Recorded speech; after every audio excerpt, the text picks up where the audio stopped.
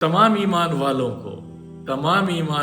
को ये पैगाम है कि हम सब इकट्ठे हो जाएं, हम सब इकट्ठे हो के एक जसद बन जाएं, क्योंकि अब ये दिन ब दिन उस जंग की आगाज़ की तरफ धकेला जा रहा है जिसकी पेशगोइयाँ रसूलुल्लाह सल्लल्लाहु ताला अलैहि वसल्लम आज से 1450 साल पहले कर चुके हैं। और यूं नज़र आ रहा है जैसे सारे का सारा कुफ्र इस वक़्त इकट्ठा हो रहा है। अल कुफ्र मिल्लतुन वाहिदा, अल्लाह के नबी ने तमाम कुफ़ार, कुफ्र, यहूद, नसारा ये एक मिल्लत करार दिया है। जालमाना तरीके से हम पर हमलावर नहीं होंगे, अलग अलग हैं, कभी उसको मार, कभी उस मुल्क को मार, कभी उस, और कोई वजह नहीं है। दहशत गर्दी की ये इंतहा है।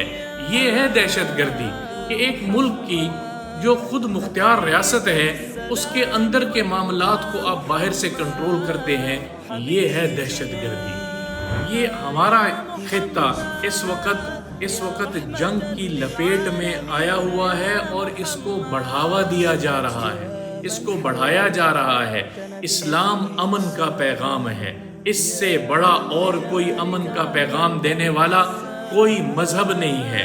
इस्लाम अमन का, सलामती का पैगाम देता है, लेकिन कोई जुल्म करेगा तो उसका जवाब इस्लाम देता है। उस जुल्म को रोकने के लिए ईमान वाले खड़े होते हैं, उस जुल्म को रोकने के लिए ईमान वाले मुमालिक। अब एक मुल्क की बात नहीं है, अब चंद एक रियासत के अंदर चलने वाले चंद अफराद की बात नहीं है, चंद लाख लोगों की बात नहीं है, बल्कि इस वक्त दो गिरोह बनने जा रहे हैं। एक इस्लाम मुसलमानों का, ईमान वालों का गिरोह है, और दूसरा कुफार का गिरोह है।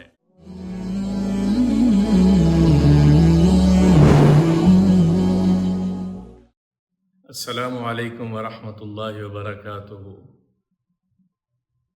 आज एक बहुत अहम मौजू पे आपसे बात करनी है।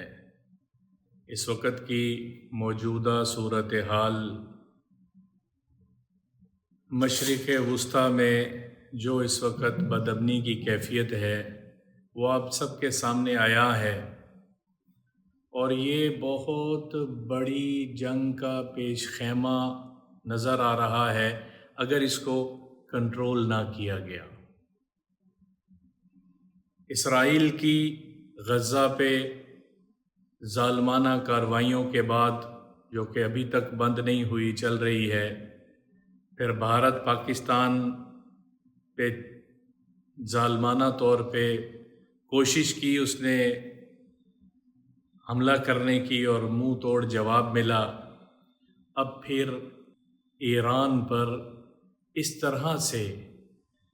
तरह से हमला आवर होना, ये एक जुल्म है, एक बहुत बड़ी जारहियत है, एक बहुत बड़ा एक इक़दाम है।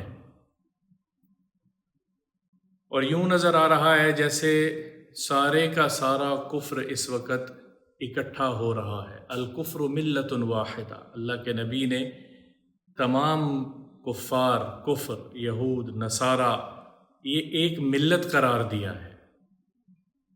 तो इस वक्त जो मैं आपसे मुखातिब हो रहा हूँ, एक गुजारिश है कि इस वक्त तमाम अहले इस्लाम एक कलमे पे मुत्तहिद होना ज़रूरी है।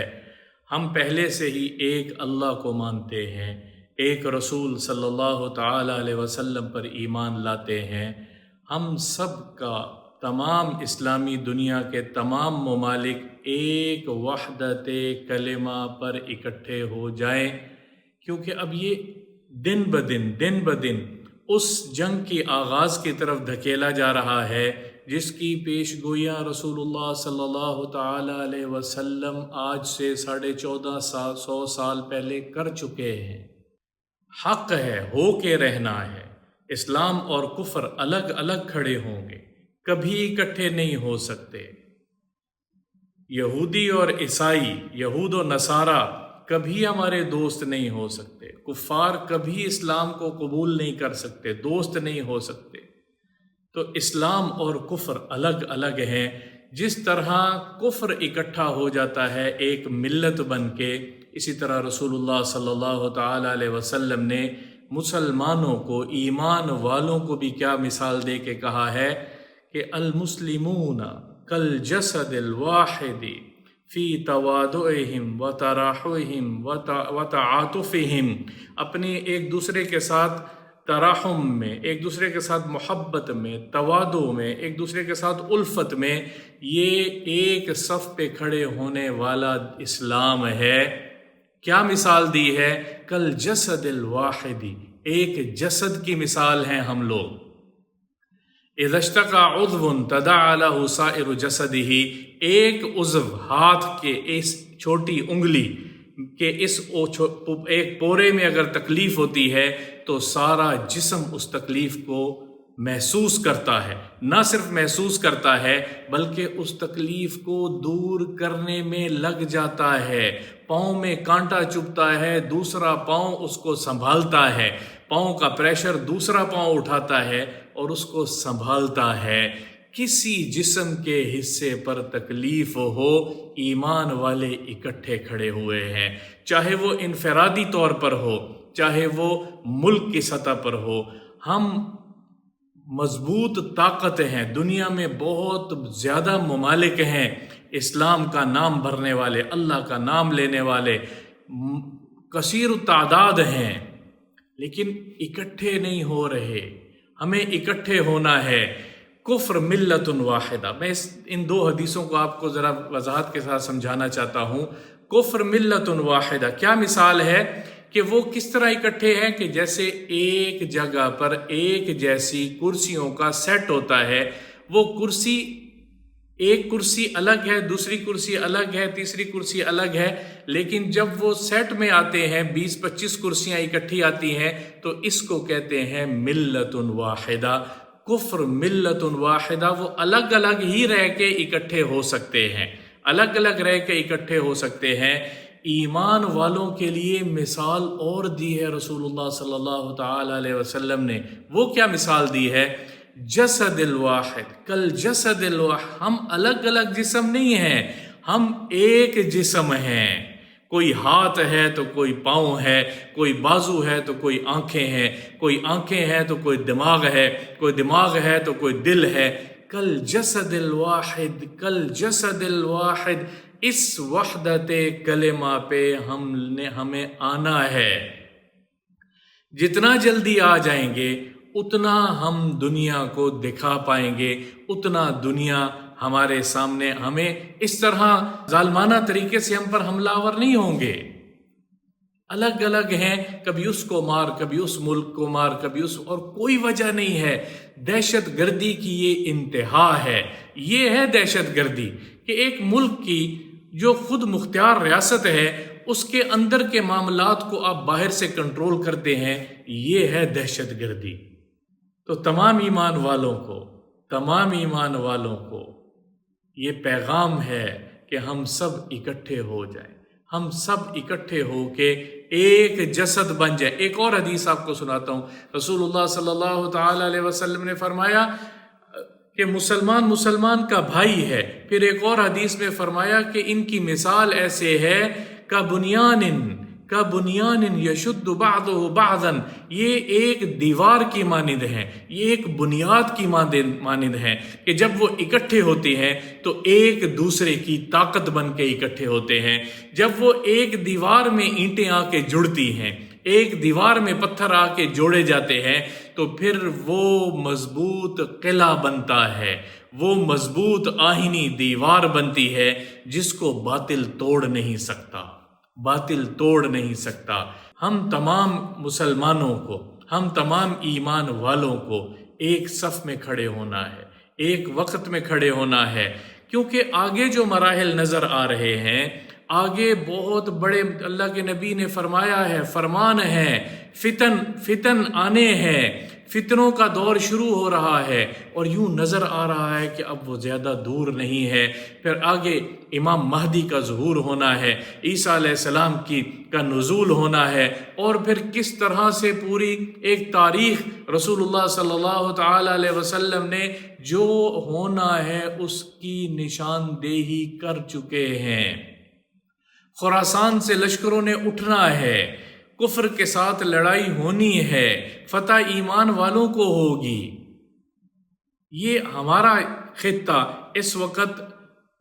اس وقت جنگ کی لپیٹ میں آیا ہوا ہے اور اس کو بڑھاوا دیا جا رہا ہے، اس کو بڑھایا جا رہا ہے. اسلام امن کا پیغام ہے، اس سے بڑا اور کوئی امن کا پیغام دینے والا کوئی مذہب نہیں ہے. اسلام امن کا، سلامتی کا پیغام دیتا ہے، لیکن کوئی ظلم کرے گا تو اس کا جواب اسلام دیتا ہے. اس ظلم کو روکنے کے لیے ایمان والے کھڑے ہوتے ہیں. اس ظلم کو روکنے کے لیے ایمان والے ممالک، اب ایک ملک کی بات نہیں ہے، اب چند ایک ریاست کے اندر چلنے والے چند افراد کی بات نہیں ہے، چند لاکھ لوگوں کی بات نہیں ہے، بلکہ اس وقت دو گروہ بننے جا رہے ہیں. ایک اسلام، مسلمانوں کا، ایمان والوں کا گروہ ہے، اور دوسرا کفار کا گروہ ہے. ان دو گروہوں کی لڑائی ہونی ہے. واللہ اعلم کہ اب یہ جنگیں اس طرف کھینچ کے جا رہی ہیں یا کہ کچھ دیر بعد ہے. غیب کا علم تو میرے اللہ کے پاس ہے، لیکن مجھے اور آپ کو، ہم سب کو اپنے طور پہ دو کام کرنے ہیں. ایک، اتحاد امت کی کوشش، اتحاد امت کے لیے دعائیں، اتحاد امت کی کوشش، اور دوسرا اللہ ہمارے ایمان کی سلامتی کے ساتھ ہمارے ملک کو، ہماری ملت کو، ہماری تمام دنیا میں جہاں جہاں مسلمان آباد ہیں، ایمان والے آباد ہیں، ان کی اللہ حفاظت فرمائے، ان کے ایمان کی حفاظت فرمائے، ان کے جان مال کی حفاظت فرمائے، اور ان کے اہل و عیال کی حفاظت کرے، اور ہم سب مسلمان ریاستوں کو ایک پیج پہ، ایک جھنڈے کے نیچے اللہ تعالیٰ مجتمع فرمائے. اور وہ کوئی رنگ اور نسل کا جھنڈا نہیں ہے، وہ ایک جھنڈا ہے جو رسول اللہ صلی اللہ تعالی علیہ وسلم نے اٹھایا تھا. اور وہ جھنڈا کیا ہے، وہ پرچم کیا ہے، وہ نعرہ کیا ہے؟ لا الہ الا اللہ محمد الرسول اللہ. ایک معبود الہ ہے، اس کے سوا کوئی معبود نہیں ہے. اور ایک آخری نبی محمد مصطفیٰ صلی اللہ تعالی علیہ وسلم اللہ کے آخری رسول ہیں. ان کے بعد کوئی نبی اور رسول نہیں آنا. اس کلمے پہ مجھے اور آپ کو ہمارا اللہ اکٹھا فرما دے، متحد فرما دے. اس کے علاوہ اور کوئی چارہ نہیں ہے، اور کوئی چارہ نہیں ہے. اللہ تعالیٰ اس پر مجھے اور آپ کو عمل کرنے کی توفیق عطا فرمائے، اور ہماری دنیا میں تمام ایمان والوں کو، تمام مسلمانوں کو، تمام بہن بھائیوں کی حفاظت فرمائے، اور ایمان کا بول بالا ہوتا رہے اور ہوتا رہے گا، اور باطل ہمیشہ ٹوٹتا رہے گا، کیونکہ کلمہ حق ہمیشہ علیا رہے گا، اور کلمہ کفر ہمیشہ نیست و نابود ہوتا رہے گا. یہ تو میرے اللہ کا فیصلہ ہے.